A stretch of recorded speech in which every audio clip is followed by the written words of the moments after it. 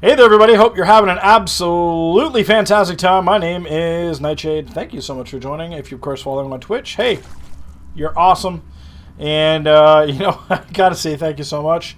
IVDgaming.tv. If you're not, if you're following this on YouTube, of course, I am casting these live. They are from replays. I should add that. I'm casting them live from replays and then, of course, recording it for YouTube upload. So, this is basically like everything going on all at once. Anywho. My name is Nightshade from IVD Gaming, and very happy to be bringing you this interesting matchup, because down in the bottom left-hand corner, and I'm sure you guys notice that he is not playing his normal race of Protoss. Ladies and gentlemen, it is IVD Gaming's Arium. And they are playing opposite race, because up in the top right-hand corner, ladies and gentlemen, it's a fun match. We know that Phog likes to play Zerg.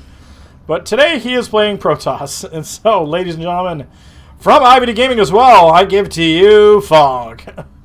It's still a PvZ, just the other way around. And you can see Phog, I think, seems to grasp the concept of how to do this. He's going gate down around the 12 supply, and then we should see Cybercore directly after that. Does he opt to get his gas first or not? We'll see in just a second here. Arium, on the other hand, is opting to go hatch first with this play. So, yep, 14 hatch. Clearly, these guys know a little bit about each other's races, at least a little bit for basic build orders sense. Man, that is one really good cup of coffee. Absolutely fantastic. And you can see probes. Probes are mining. Probes are mining. Overlords are scouting. Again, nothing out of the ordinary here. Speaking of scouts, Phog has got himself a scout all the way in the base of Arium, and we, of course, see 14 hatch into 14 pool, and everything going along well. And it is going to be interesting. 12 gate into Nexus. This is based off the scouting information actually obtained by the probe, as he saw that what was going on, and he realized, okay, you know what? I can throw down my Nexus safely, so I will do so immediately. And, of course, he's got another pylon going down. He's going to have to start working on his wall fairly aggressively, because this pool is about to finish fairly soon. Just going to increase the audio here really quickly here, guys. Sorry about that. And there we go.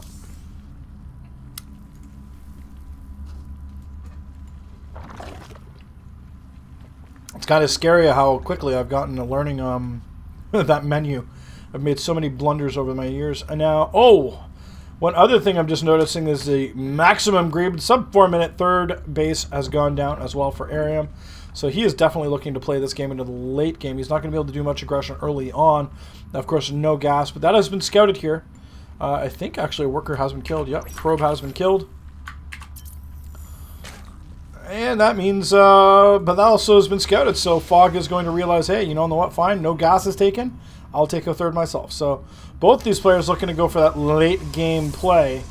And it'll be interesting to see how they're going to work this out. I mean, right now, Phog still has yet to throw down his Cybercore. He has not even gotten to that point yet. He's still got his one gate. That's it. That is not enough to defend against any kind of Zergling pressure. Like zero. None. Nothing. Alright, Cybercore is going to go down at the front door. I'm not sure if I like that a whole bunch, but you all know he has no other place to put it. We could put it up here if you felt like it, but he does need to wall this off if he's going to be standing a bit of a chance. And he does need to get that up quickly, because Arium at any point can start making lings and sending them out across the map. I love the fact that he's pushing out his creep as quickly as he is. Now he does, of course, have a couple of queens. We should have another queen going down over on the right-hand side in just a second here as well. Yep, there she is. It's in production right here. She'll pop in a second. Don't worry about that, guys. I mean, some of the finer details of making a queen and transporting it earlier on, you could do that. But, these guys are just having fun, playing opposite races. And actually, I'm really impressed with both players. 34 workers here for Arium at 6 minutes in the game. 32 workers for Phog. I stand corrected. 34 workers for himself as well. And we do see probes going along. Gateway has been started up. I should actually, Warp Gate Tech has been started. I should point out he's not chrono boosting that. Not really feeling a need to really do anything. And an Overlord is going to get a fairly reasonably good scout here, seeing that neither gas have been taken. So it really kind of indicates that he's not expecting any kind of early shenanigans yet. It's not going to be a two-base play that he's going to see just quite yet. Gas is, of course, fully saturated up in the main. Stalker's going to get a good number of shots off here. Take care of that. And you know what? Sacrificial Overlord it is. It's just the way it is. We do take a look. Of course, Mothership Core is out and running. This is a fairly standard opener as it looks. We should expect to see Phog take both of these gases if he's planning on doing something with that. He's starting to saturate up his third base. I love this little wall off here. Forces everything to go around the long way, allowing the photon cannon to get some more shots off. Taking a look at Arium's base again, he's doing very much the similar thing. You know, he's grabbing a lot of minerals so far. Gases have now been taken. Roach Warren is down, plus an Evo chamber. I'd like to see 2, to be honest with you, but I think the gas is being requisitioned elsewhere. Oh, interesting. He's not actually saturated his gas here, so no, that's not the case either. Interesting enough, and nice little SimCity getting thrown down, multiple gates. We also have a Robo gone down as well. Twilight Council as well on top of that. Of course, we do see in the production tab up on the top left-hand side of the screen that that is not going to count for much. He's not using it for upgrades just quite yet. And more gates are going to go down. So it is going to be a gate robo play. Oh, there we go. Blink. All right, so that makes sense. And an observer first. Again, also makes sense. Get a good scouting, but this is where it's going to get a bit scary. A lot of Lings are already in production and working their way across the map, along with the support of a couple of Roaches here. Certainly a good amount of pressure at this particular point in time in the game. At 9 minutes, this is going to be actually pretty strong, but this is going to be fairly well defended. Mothership, of course, should be able to throw down a photon overcharge, and I love this by Phog throwing down the SimCity wall, forcing everything to go all the way around, not able to break in very easily. We're going to have a hard time. Likewise, it should be a bit of a SimCity note. It's just a Zealot there parked up front. Lings and Roaches trying to get some damage done, but the Mothership Core is going to shoo these away. And actually, interestingly, Arium is not deciding to try and switch up targets and go for the main or the natural. Try to break in through that way. There is an observer heading on out, another observer in production as well. Maybe just to help detect anything that might be burrowed, like burrowed roaches, but I don't think that's going to be the case. You don't typically see burrowed roaches all that often in Zerg versus Protoss matchups, or at least I don't. And yeah, I mean, it does pop up, not like crazy common. It's a lot of gas to invest into burrow, tunneling claws, and all that. And then also you typically want to get roach speed as well, so like Glial Constitution. Again, a lot of gas you got to spend on that. So that early in the game, it's going to be a little bit tricky to be able to pull it off. You certainly can do it. But with what we've seen, there's only 2 gas been taken. And I think he might have saturated up his gas in his main. Yes, he has. But Roaches and Lings are going to get backed on out here by Phog. And certainly rock solid defense, at least for now. He's going to start warping in units after units. Arium floating an absolute metric ton of minerals right now. Needs a lot of gas to help even it up. Going to throw down a lot of spines here to help provide at least a good static defense. Observer here is going to see the entire shenanigans. We do just take a look at Arium's, or rather at Phog's vision. We do take a look and see exactly what's going on as we hear the Immortal popping on in here. And yeah, the most disgusting race of human being, or sorry, of all time, or of humankind, whatever you want to call it. Evolution Chamber is going to go down, and yeah, finally doubles. I do like that. I was mentioning that earlier. I kind of feel that they need to be going down at the same time. I almost also feel that they need to be a bit of a wall off. It helps things a little bit. But it at least protecting the tech so that nothing can really kind of rush in there. Observer is getting a really thorough scout here. A lot of Roaches and Lings, +1 missile attacks. Sorry, rather, +1 missile attacks, +1 melee attacks.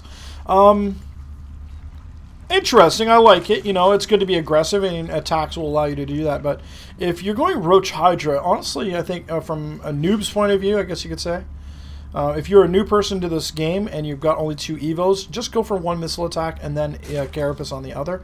You'll have at least the core units covered. In this particular case, he's now got +1/+1 on all of his, or rather +1 attack on all of his units.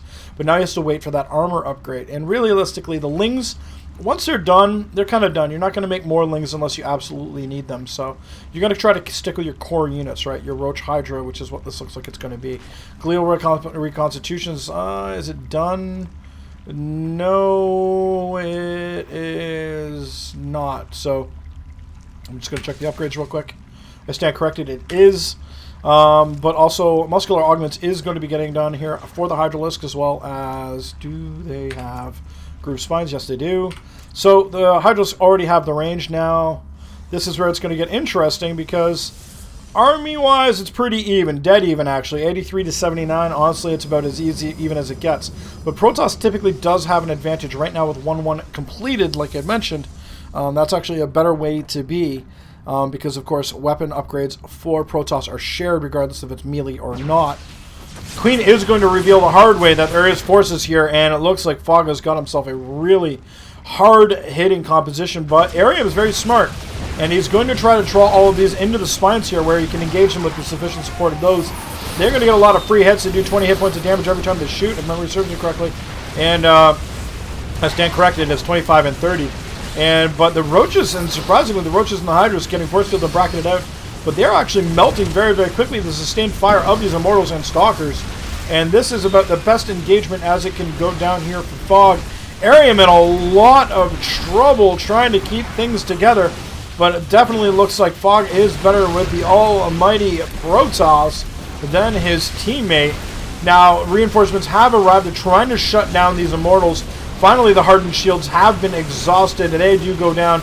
Now Lings are being employed by the numbers. There's multiple units being streamed in here from pretty much everywhere. Now, the Speedlings are pretty good against Stalkers because Blink does not help them at all. The Zerglings can still cover the distance and re-engage, but they do ultimately fall, and now it is Roach Hydra that is going to be trying to hold this together here, at least for the short term. The workers' counts killed is not crazy high right now. Well, actually, stand corrected, 27 so far in total. And again, this is going to be a very aggressive push here, and yes, Arium is going to tap on out. We got you covered, big guy. My name is Nightshade. Check us out, ibdgaming.com.